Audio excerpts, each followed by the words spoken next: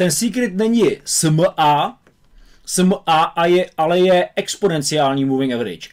A nebo pak budete ještě vejš, to už jako jste very smart šimpanz, a v očích toho makaka samozřejmě jinak jste prostě blbec, že jo, pro normální, pro tradera, který je ziskovej.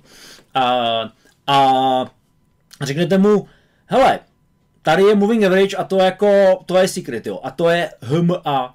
A HMA je Hull moving average, kamaráde. A ta má predicting power. A predicting power, a ty vole, to je kamaráde secret. To je secret. A je to úplně stejně, prostě. A dáte mu, a teď mu asi řeknete, a 20 je dobrá, ale 21 je Fibonacci number. A Fibonacci number 21, to je daleko lepší. Dej 21, dej Fibo.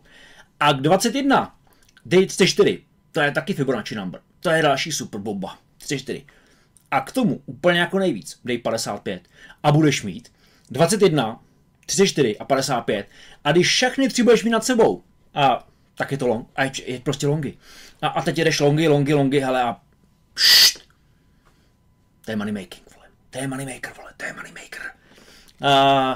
A v příští kapitole si řekneme, ještě dáme indikátory. Dáme tam indikátory top secret, RSI. RSI. Naučím tě